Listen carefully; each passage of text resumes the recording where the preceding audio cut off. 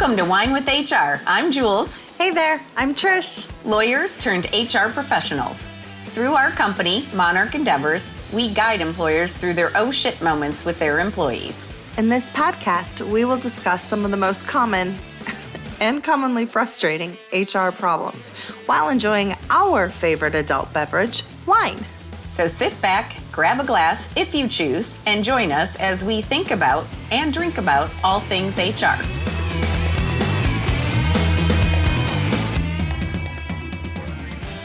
It is so hard to believe that we are approaching the holiday season already. But if you've been inside any store lately, you know it's upon us. So, in this episode 15, y'all, can you believe we're already at episode 15? No. Julie, I say that every single week. You do. Well, I feel very grateful that we get to do this together. That's right, y'all. We are talking about an attitude of gratitude today. But first, yes, the wine. All right. So, Trish, what are you drinking? Today, I am drinking something that one of our mutual friends gave me for my birthday called Juggernaut. Have you tried Juggernaut yet? I have not. Oh, Julie, it is so delicious. I am ecstatic. They say it comes from steep hillside vineyards that present the ultimate challenge. The mountainous terrain tests both the grower and the vine, which actually I am so 100% in belief of. There is less access to water, the rockier soil, and of course it has fewer nutrients. So they kind of have to struggle a little bit to produce the wines. So you're talking fewer clusters and smaller berries, but oh my good Lord, that flavor of the berry, I had to look into this one. As you can tell, as I started to have a little sippy sip before we started, I may or may not have fallen in love with it that much. So to our dear friend Angela, I say thank you so much. This is one of the best cabs I've had in a long time. I find it to be delicious. Awesome. Yeah. Angela, send me one. Just kidding. So I am drinking an Italian red. I know that's a shocker, but I haven't had one in a while. But now that we're getting back into fall, I am drinking a Nebbiolo, and it is from like northern Italy. And it says it is made with 100% Nebbiolo grapes from our growers' vineyards in the communes of Barbaresco, Nelve, and Trelso. With its rich, spicy red fruit, it delivers the true character of the grape and the land of origin. You can definitely taste the spices. It's very nice. It's nice. They're like very warming, particularly on a damp, cold, gross day like it is here in Cleveland. And you can definitely taste some blackberry and cherry and some of like the deeper fruits. So far I am loving it. And I just have to point out that I am drinking out of my glass that says thankful in honor of our gratitude episode. And then because I can never stray too far from my personality, I also have a coaster that says there comes a time in the day that no matter what the question, the answer is wine. I love that. Yes, the answer is wine. Yes, both the kind we drink and the kind that we think about here on Wine with HR. So, with that being said, Trish, why don't you tell us a little bit more about why we decided to talk about gratitude? We spend a lot of time whining on this show. We do. And we do. Both the WH kind and the WI kind. And so we thought it was good to remind you of why it's important to be grateful and how to create that kind of gratitude within your workforce and how it can really help lead to happier employees, retention, and all of our favorite things that we talk about all of the time. So as you all know, I'm the stat girl. So let me just give you a few stats about gratitude. 88.2% of employees said that recognition would be beneficial to increase social and cultural connections at work. And you guys, the same as we always do, we're going to have links to the article's information in our show notes. So, Limeade, which is where that first stat came from, a Limeade Institute study revealed that employees with high levels of gratitude and mindfulness are more likely to have high levels of well-being, engagement, and productivity. Why do we care about that? Well, that means less stress, right? Anytime we can lower the stress level of our employees, anytime we can help make those connections for them, that's exactly what we want to do. And let me just give you one more. Research shows that an attitude of gratitude can lead to improved physical health, make you more optimistic, less prone to negative emotions, and get this, even help you sleep better and avoid the type of exhaustion that leads to burnout. Now, we're always talking about work-life balance. This is another portion of that, expressing gratitude and helping your employees. I don't want to say get rid of exhaustion because Lord, wouldn't that be amazing? But we can't get rid of it, but maybe we can lessen it. Maybe we can help them by feeling appreciated, help them sleep a little better at night and come into work with a more refreshed attitude and be ready to go. I love it. So Jules, what do you think? I agree with everything that you said. And I have a few more things. So research also shows that practicing gratitude to others can strengthen your bonds and help build stronger relationships. So as managers and HR professionals, that's really what you're looking to do. You're looking to connect and strengthen your working relationships with those to whom report to you and those to whom you report, and just people that you work with in general. So we want all of those relationships to be as strong as possible. And gratitude is one of the ways that you can make them strong. So some other reasons, the holidays can be really challenging for even those of us who love the season. So finding gratitude in challenging situations can help your employees to cope better. And we'll talk more about that a little bit later. On a personal note, I have found that to be true, and I'll share a little bit more about that in a minute. One of the other reasons that gratitude can be so empowering is because, as you all know, negativity is contagious, but positivity is contagious as well. And so with gratitude, we generally tend to have, the more we practice gratitude, the more of a positive outlook we tend to have on life in general. And so that gives us a more positive feeling, which means that we're going to tend to see situations more positively. And that is contagious as well. And then the last thing is that it can help. Practicing gratitude can help improve overall morale and bring everyone back to the company's core values. So if, depending what your core values are, but a lot of them are respect and loyalty and integrity and teamwork and things like that, and expressing gratitude and feeling like we're all in it together can really help boost morale and, again, strengthen those bonds across the company. Oh, I love strengthening bonds.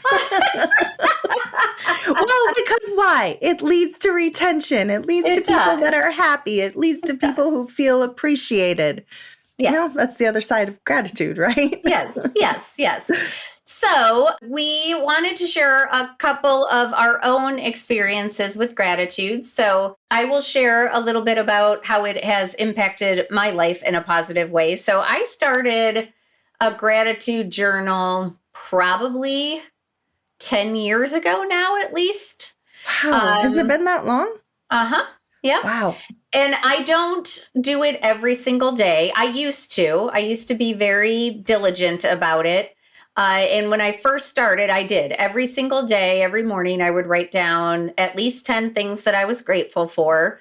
And I tried really, really hard never to repeat things. So that can get pretty challenging after a while. It makes you really look at your life and, look for those things.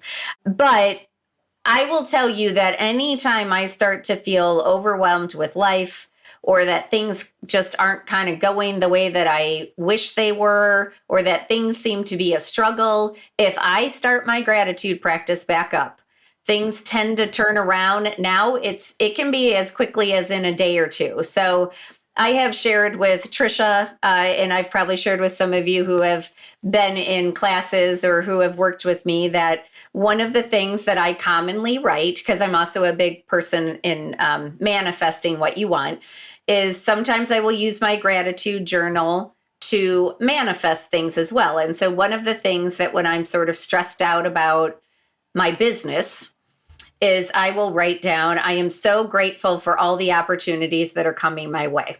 And that is one that just makes me feel better. It makes me feel, again, more positive about the things to come. And I kid you not, that one works so well nowadays that typically within a week, I'm like, crap, I'm so busy. I don't have to. Truth.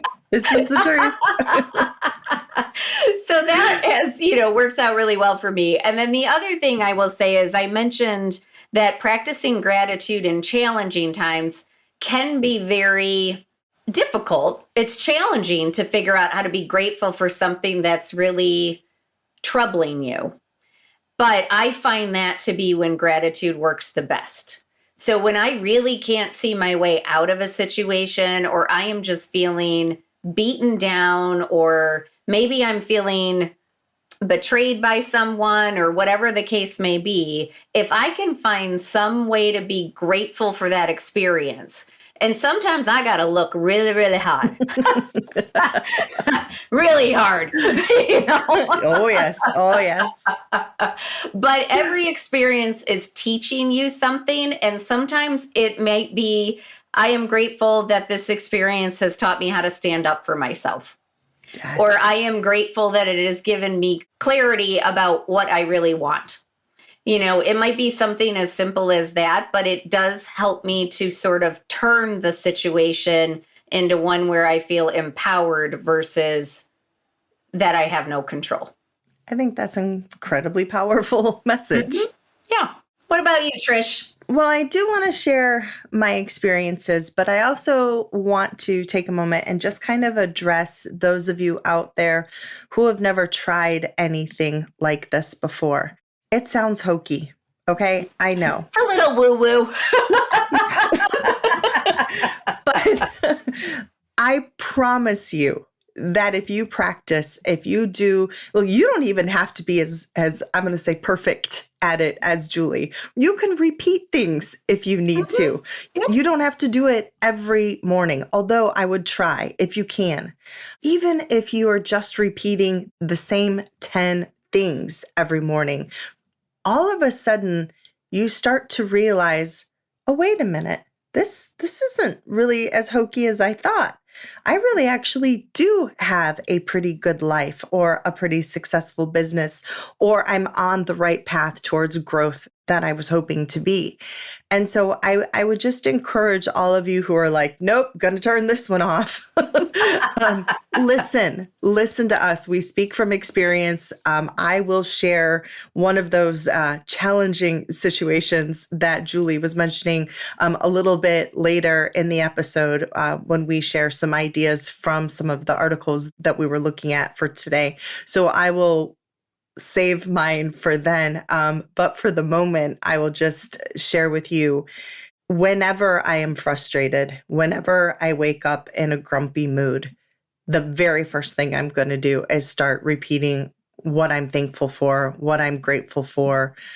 And sometimes, like Julie says, when we go to the manifestation, it's things that haven't happened yet. Right there, I say, oh, I can hear you pouring your wine. I know. I'm grateful for that sound. Well, I'm grateful for grapes. Sorry, we have to have some fun. We can't make it all serious. But if you guys are experiencing one of those negative times and you really start focusing, you do realize that, oh, this isn't as bad as I thought. I'm a lot further than I realized. My husband and I were just having a conversation the other day when we both kind of looked around and said, wow, we have manifested this life for ourselves that we're pretty proud of.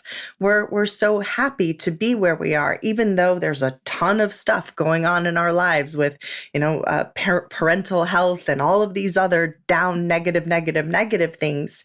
There's also so much to be grateful for.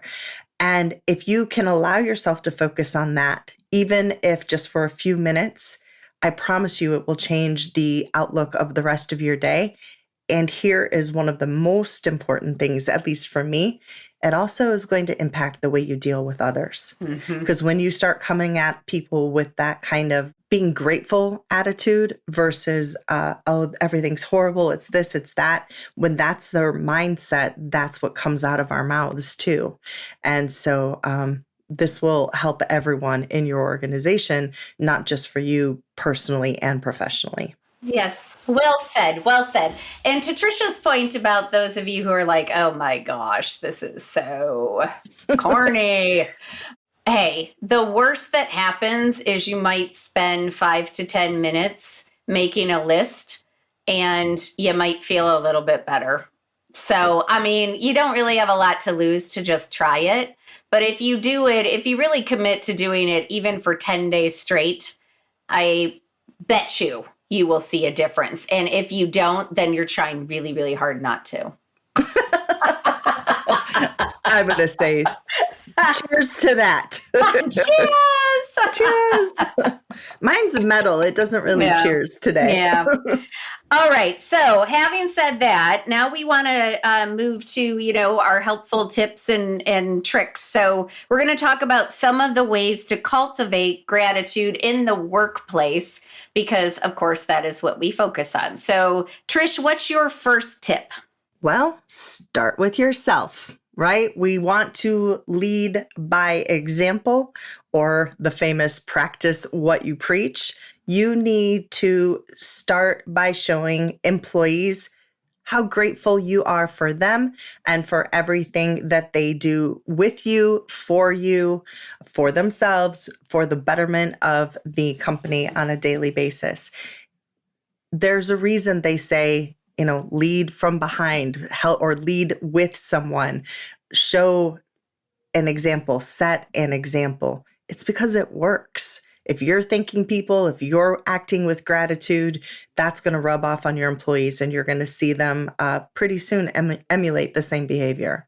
Yeah. I mean, think about it. Think how differently you respond if somebody comes up to you and says, oh my gosh, thank you so much for how hard you worked on that. Or, I know you put some extra touches on that. I really appreciate it. Versus, hey, can you do one more thing for me? Oh, just one more thing. yeah, just one more. So that's a simple one, but I think it's super important. Yeah. One of the examples that I like to share is something that we did at one of my law firms. And it was actually an idea that I had. So I do get to take full credit for this one, but this was one that was met with a lot of skepticism.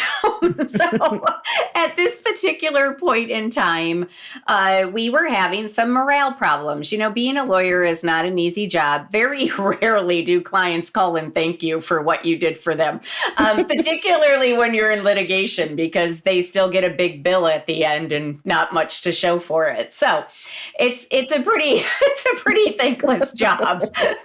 Cheers to all my lawyers out there. I'm grateful for all of you. Cheers. But anyway, so morale was running a little bit low. We were going through some growing pains, all the typical things that a lot of companies go through. And so we were heading into Thanksgiving. And so I came up with the idea to do a gratitude challenge. And that's what we called it. And so the idea behind it was that I would get all of the partners to buy in, and we would start with, for example, I did the first one, and I said 3 things that I was grateful for about the firm. And we had a few rules, like we said, don't give kudos to a particular person because we didn't want people to feel excluded. We were trying to be like, make it more about the firm. and the people generally in the firm, that kind of thing. And then whoever sent the email that day would tag somebody to do it the next day. And the idea was that they would go to that person first and say, hey, you okay with this? Because we didn't want to make this mandatory. We didn't want to coerce anybody into doing it. So, I don't even remember what I said at this point, but I know one of the things was I'm so grateful for how much I have learned because I had such great teachers. So I put it was 3 things like that. And then anyway, some of the partners were like, this is the hokiest thing I've ever heard of in my entire life. Of course. But somehow I convinced them all to do it. So anyway, we had about 100 people, 100 employees in the firm at that time. And I think we kept it going for 95 days straight. Oh my gosh. Mm-hmm. So, and then one of the partners who told me that it was the hokiest thing that he had ever heard came to me a couple weeks in and was like, I thought this was the hokiest thing ever, but this has turned out to be really, really cool. Because you got to see, because it wasn't just the lawyers, it was the staff, it was the paralegals, it was everybody in the firm. No, we just started with the partners because, again, lead from the top, lead by example. So we started there. But it was really cool to see what people said, that they were grateful for. And some people did not follow the rules and they did give kudos to particular, and that it was all fine. It was all fine, but it was really one of the neatest things. So that's something that I think is a really cool thing people could try. And it really can change the whole environment. I love that one so much. One of my better ideas. Yeah, that's a good one. And hey, y'all, you don't have to wait for Thanksgiving.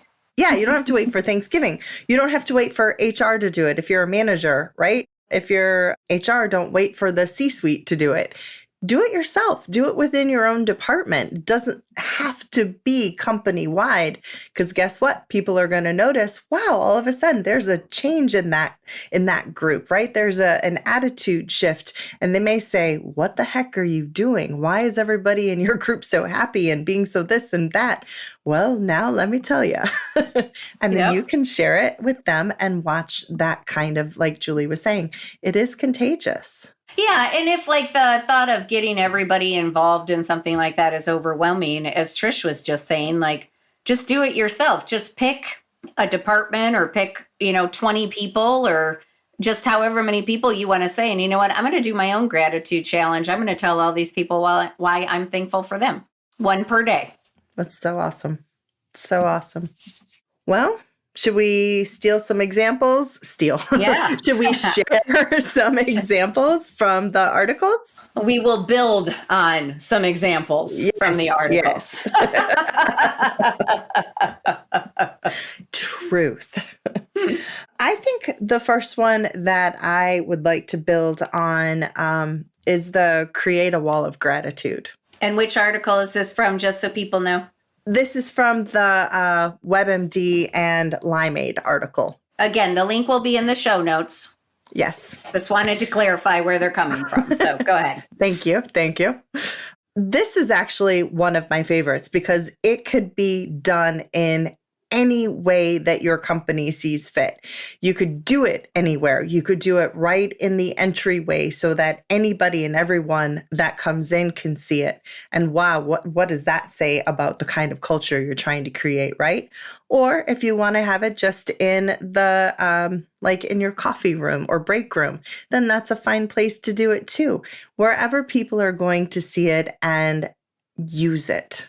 It is up to you how you use it. I know that different people approach these differently, so I'm going to give you guys a couple of different ideas. One is that ideas will get submitted to HR or gratitudes get submitted to HR, and HR, if you allow me to use the term, kind of whitewashes them so that they're non-specific, but still specific enough. So that's one way, right? So that we just say, oh, I'm thankful for X or thankful for Y, like Julie was saying, so no one gets excluded. The other way to do it is just to simply say, give somebody a shout out. right? I want it to be specific. I want to know who you're thankful for and why. Be real specific. So those are two different ways that you can do it. Either way, you can have HR in control. You can have, see, what makes me nervous though about having other people in control is these things can get out of control really, really fast. So probably best to go through HR and just make sure that the kindness is there, that the intent, that the respect, and that we can make these the way we want them to showcase what we want them to showcase. Again, it can be a small little section. It can be just notes. You can decorate it as much as you want. I've seen some places where they will even have just a little piece of paper, and that piece of paper is sitting there next to the board. You pull out the piece of paper and it says in recognition of gratitude, and then they fill out the person's name and the why behind it. So that makes it super, super quick and easy. I've seen some companies will say, you know what, we're not even going to do it in a wall, but we have a morning email. So our wall of gratitude is going to be like this morning email where every day they pick one, HR picks one, or whomever is in charge of sending out the daily morning message, and then they include it in that. So any opportunity you get. Again, I really like the visual reminder because then I think the visual reminder, the wall, it helps people to practice without even realizing that they're practicing because they're walking by, they see it, they feel it as they're walking by, so to speak, right? And so then it kind of serves as a reminder daily to go and do this more themselves. Yeah, and once you see that all of like how many are on there, you start to just feel the cumulative effect of that and also feel more gratitude because it's like, oh, this board's almost full. So there's a lot to be grateful for. So I think that's a great idea. And I'm sure that there are people that are smarter than us who could also figure out how to do that in a virtual way. If it's a hybrid workforce where you could still see it but you could start meetings off that way and do a whiteboard instead of an icebreaker, do 5 minutes of gratitude at the beginning where everybody writes on the whiteboard. Oh, that's fantastic, Julie. Yeah. All right, y'all remember that one. No, that's another good idea. Some days I'm full of them. Some days not so much, but I'm grateful for the days when I am full of them. Hey. Notice I said full of them, not full of it. So just clarification. Wasn't even going to touch it. We know everybody out there was thinking it, so it's fine. But speaking about meetings, I like this one too. So this again is from the WebMD and Limeade article, but create a no meeting day. Oh my goodness. You want an easy, right?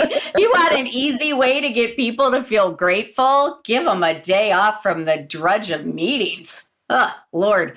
I think that's particularly important as we head into the holidays. So we will talk more about this on our next episode, but the holidays, as I mentioned, aren't easy for everyone. And so people can feel really overloaded. So giving them breaks from the things that become kind of tedious is great. So if you can do a no meeting day once a week, every other week, whatever, that would be a really cool thing to do. I think that would be amazing. Yeah. No meetings. Thank you. Yes. Just tie it to gratitude. Just say, something like, we appreciate how much time you spend in meetings, and we want to give you a little bit of that time back to do with it what you please. Ooh, that's good. Also good. You really are full of it today. I mean, them. But alpha. Yep. All right. Focusing on that same article, I'm going to one of my other favorite ones, pay attention to and celebrate milestones. Not everybody wants their birthday shared. Not everybody celebrates their birthday, right? But there are still milestones that we can celebrate to show our appreciation. And bottom line is this: if you want to do birthdays and someone doesn't want to participate, tell them, okay, I understand. Thank you very much. No problem if you change your mind, right? So not saying that birthdays are bad. I'm just saying recognize that some people may choose not to participate. And they're not trying to, ruin your day or kill your spirit or anything like that. They just simply, maybe they don't want to. Maybe they have their reason. That's all you need to know. They have their reason. But what about work anniversaries? Why can't we celebrate work anniversaries? Hey, just wanted to say how thankful we are. You have been with us for a year. Or we just want to say how grateful we are that you have worked with us for the last 10 years. Hopefully there's a little more than a thank you at 10 years. I don't know. I feel like there should be. But the idea is for those big deals, those milestones, what about when someone has maybe wanting to get their SHRM, CP or SCP, or HRCI, of course. Maybe they've been studying to get that designation. Well, then we should recognize that. A manager someone gets promoted to manager, or they have some big training that they need to take. Maybe for those of you who are out there in the financial services industries, maybe you celebrated and worked really, really hard to get to be a certified financial planner. That is not easy, right? Mm-hmm. So let's celebrate those successes. They don't even need to be the big successes like that. They could even be, hey, you really helped us with that client. That I cannot even tell you. You may not realize what a big milestone that was for us, but that helped us get over the hump with that client. They have now committed to, maybe 5 more years with us or something like that. So I love milestones and celebrating those little things like that. I think that's great because I do think we tend to overlook a lot of the work accomplishments, which is funny because that's what we're all there for. But even to Trisha's point, like if somebody did a really great job on a presentation, or that somebody was really nervous about something and they just knocked it out of the park, like call it out, Yeah. Call it out. Absolutely. Great careers are forged out of great relationships. Your success, whatever your field, relies and thrives on the support and insights of others. I'm Andy Lapata, an author and speaker on the power of professional relationships.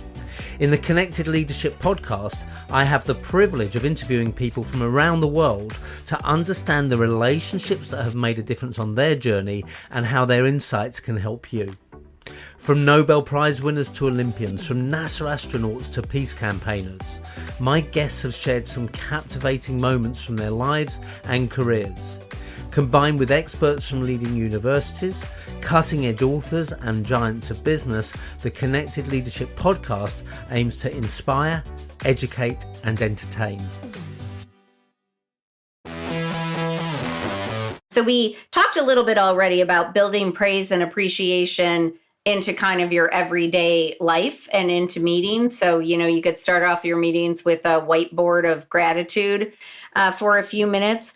But one of the other great tips I liked was sharing either team success or even individual success with leaders. So not just within your group, but you as the manager or the HR professional sharing that with other leaders in the company, because that doesn't happen very often. Like unless somebody calls attention to it, oftentimes the leaders, meaning the C-suite, the VPs, the owners, they don't always know what the individual or team contributions are. So if you can find a way to let them know, whether, using whatever avenues you have available, whether that's sending out an email blast or whether you have the wall of gratitude or a kudos board or whatever it might be, but calling out those team successes or those individual successes, because I guarantee you that person who's like, oh my gosh, I don't even think that the leaders in this company know my name,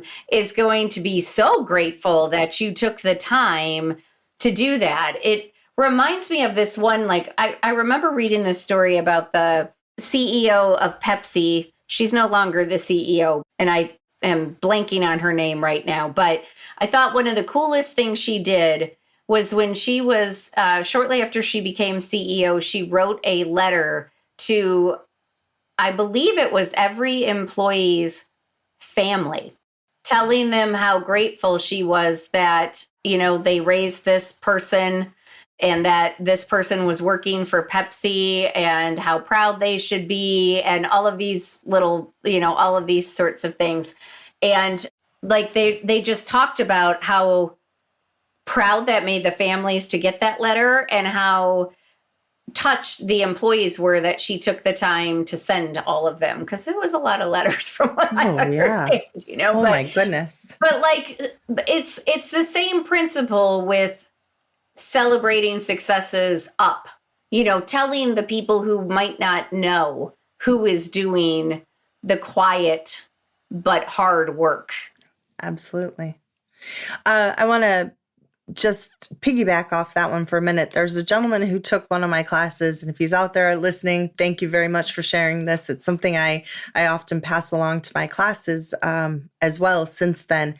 And he was telling us a story about a gentleman who had to miss his son's, I believe it was 8th birthday party because of some mandatory meeting.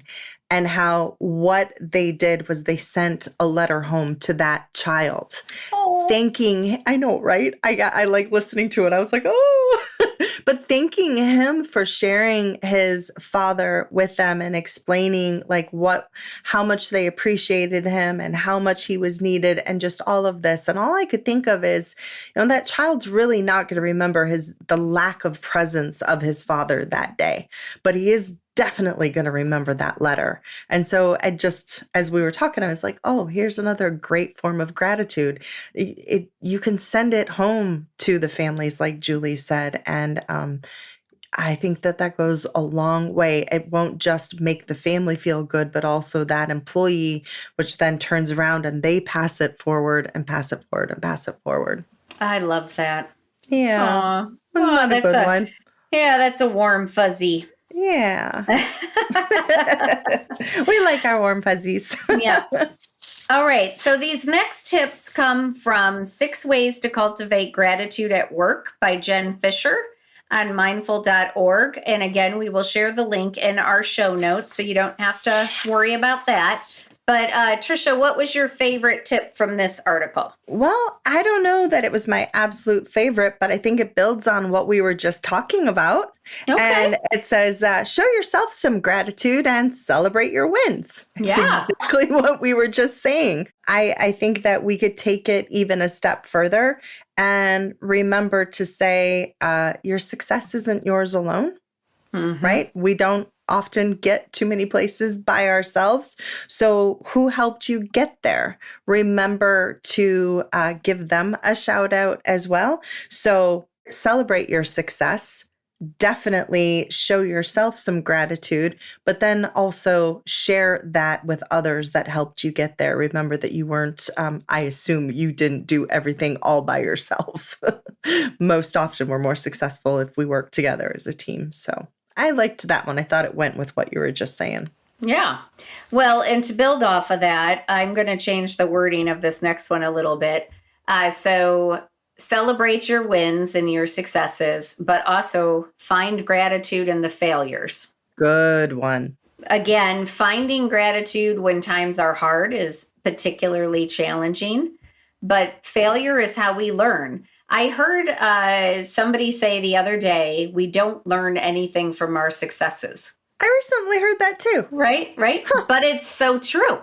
Yeah. You don't. You learn from your failures. So every failure has something really important to teach us. And imagine if as a manager or an HR professional, that is your default. Wow. Right? So then all of a sudden, employees aren't scared to come to you to say like, you know what, this didn't work. Your answer could be, great. What did we learn from it? Right? I do have a mic. But if I had a mic I could drop, I would drop it. Oh, it's one of those days. It is a Monday. It is a Monday. But think about how much that would change how your employees act, how they create, how they interact and just wow. how they feel in the workplace. If you're like, yeah, all right. Yay, failure. Right? Yeah, let's figure out another way to fail. Let's learn something. Let's learn something new. Let's be grateful for it. Let's learn some things. Yes. I'm gonna have to practice that one. I gotta admit, I'm not very good at that, but I like what I'm gonna try to practice that some more. So it is good. It is a good one. Speaking of that, and when times are hard, and I promised you I was gonna share something later that was a little more personal. This was a very difficult situation at work. I was dealing with someone who had, I will say, a difficult personality and was making my life pretty impossible. I have never been so miserable in my life. But I kept working at it and working, and nothing changed. Eventually, my husband said, quit. And I listened to him. Guess what? As you know, Julie, best decision I've ever made in my life. Ever. Because here I am today, right? And it's so funny that I kid you not, when I do my gratitudes, when I say the things I'm thankful for, do you know I actually count her as a blessing in my life? I really do, because I feel as if it wasn't for this person who was placed in my path, I would never have explored and really grown to be the person that I am today. She taught me many valuable lessons, and it also pushed me to get out of my comfort zone and try something new. And so I'm grateful for her every day. She is the reason that I get to work with you, right? She's the reason I get to teach the classes that I teach, to meet all of the incredible professionals I meet. So I share that because I want everyone to understand that even at your hardest times, even those people that you think, I just can't stand this, think about maybe they're there for a reason. Or if it's not a particular person, maybe it's a situation. Be grateful. Find reasons like, okay, so what am I supposed to learn from this? It kind of goes to what Julie was just saying. We learn from our failures. What am I supposed to learn from this? And then be grateful for that lesson, and it will take you so far. I love that. Thanks. Well, and I'm grateful to that person too. Yeah. Because we do get to work together and do fun things like this podcast. So. Yes, it's pretty awesome. It is pretty awesome. So yes, so finding gratitude in the hard things is clearly probably our most important point in this episode. I think so. Yeah.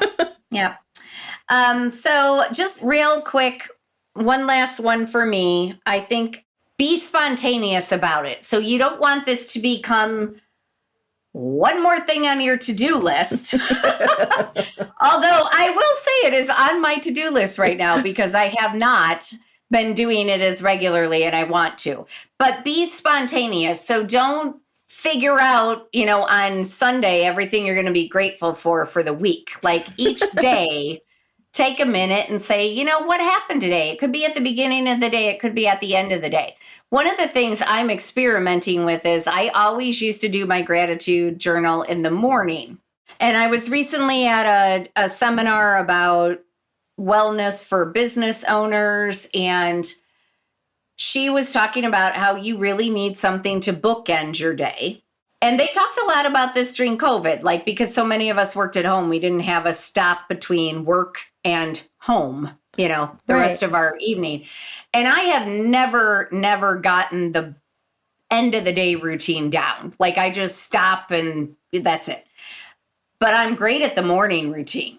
So I'm trying to now do my gratitude at the end of the day, because that is typically when I feel a little bit more burnt out. I'm tired. I might be irritated, depending with whom I've had to interact for the day. So I'm trying to do that. I am not great at it yet. I'm not very consistent. So I have started setting an alarm to remind me. Hey, whatever you need to do. You do what you got to do. But I will say that it does tend to make me a little bit more spontaneous about what I'm grateful for, because I look back on the day that's already happened. And before, I was doing it in the morning before the day had happened. So it was a little bit more calculated, I guess, like it wasn't as today focused as it is at the end of the day. So anyway, just something I'm giving a try. I like that. Another great example or idea someone can use.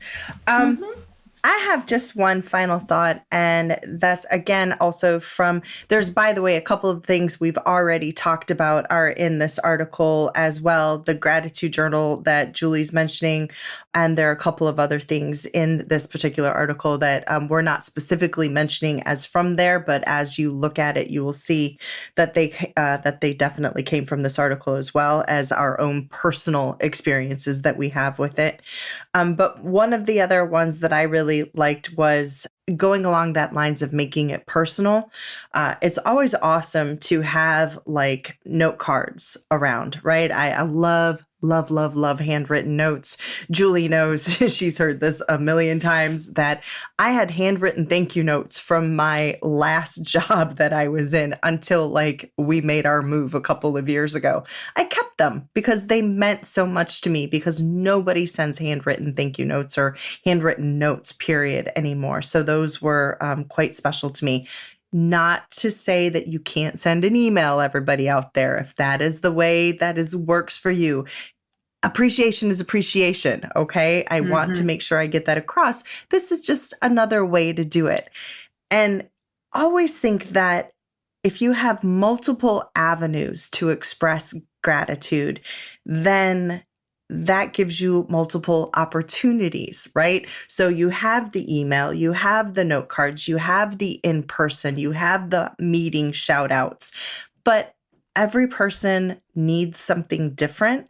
We all need recognition. We all need to be, we all want that kind of, hey, thank you, or the gratitude that we've been talking about. But people do respond to different things. I make a joke a lot of times that, my brother would turn purple and hide under a desk if you called him out in a meeting. Whereas me, I'd be like sitting there, thank you very much. Thank you. I'll sign autographs after the meeting. So we're truth, right?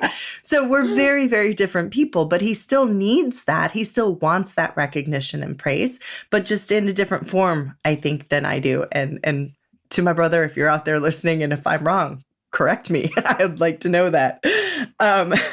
But truly and honestly, the point is that if you have multiple ways of doing this, it'll be fresh for you. It'll be fresh for them. It won't seem like, oh yeah, I'm just the next one on the list or something like that. So shake it up a bit and have a bunch of different ways to show this kind of gratefulness and thankfulness for people. One more idea, jumping off of that. Make a little form for your employees to fill out that says, the things that they like that aren't work related. So, for example, I like Italian reds. Really? Yeah. Did I mention that once or twice? Maybe. Or 25 times? Or, I like boxing, or I like to go to football games, or, whatever. This is my favorite sports team. Whatever. Have them list 10 things that they really like and enjoy. And then you have that list for each of your employees. And when you want to show them some appreciation, you could pick something off of that list and give it to them. Then it's super personalized. And it's also something they're going to like. Yeah. And they are going to be really excited about it. So I love that. And it doesn't have to be expensive. No. You could say they all have to be under $10. It doesn't matter, Yeah. But great idea. Love it. yeah, just little things. All right. So we have given you a ton of ideas for how to insert gratitude into your everyday work life, how to show gratitude, and how to be more grateful. We hope that this has been helpful. Trish, do you have any final words of wisdom? Just a couple of quick stats, because I'm always trying to build retention for everyone. Hit us with the numbers. Woof, woof. Hit us with the numbers. I was looking at an article by WorkHuman, and they did some research, and I love these. Check this out. They found that people who are thanked at work, at least in the last month, are half as likely to be looking for a new job, more than 2 times as likely to be highly engaged, more than 2 times as likely to feel respected at work, and more than 3 times as likely to see a path to grow in the organization. That to me is another one of those drop the mic moments. You talk about retention. You say, oh, we don't have the money to do all these other programs, this and that. Well, you know what? Being kind, being grateful, being thankful, that's free. Costs nothing. And that is really a wonderful stat, given that we are heading into the time of the year where I forget what the percentage is, but the vast majority of employees start looking for jobs in January and February, I believe. So This is true. This is true. And a lot of it is because of what happens these last 3 months of the year. Yep. Any other stats? Or was that the... No, that's it for today. That was a pretty good one to end on. That was a great one. All right. So, Trish, how's your wine? Delicious, delicious. The vanilla. I love anything that has like the black currant kind of a flavor to it. I think there's even I'm getting a little anise in there, and I'm a big fan. Just absolutely recommend this wine. It's so good. Nice. Yeah. I am also a big fan of the one that I am drinking. This Nebbiolo is really good. I think there's some black currant in this one as well, now that you mention that. But it's definitely the darker berries. Yeah. And the spice, I can't quite put my finger on, but it's a warming spice. That's all I'm going to say. It's making me all warm and cozy. And I'm very, again, appreciative of that on a gross, gloomy day. Oh, we're supposed to snow. We're supposed to snow stop. tonight. I said the S word. I did it. All right. Well, I'm going to be grateful for snow because it is sometimes pretty. I'm going to be thankful for snow because we can go skiing. It's one of those challenging times. All right. Thank you guys so much for joining us for another episode of Wine. We hope that you go forth into this Thanksgiving season with gratitude in your hearts and your minds. And again, we are very grateful for all of you. So with that, we say cheers. Till next time.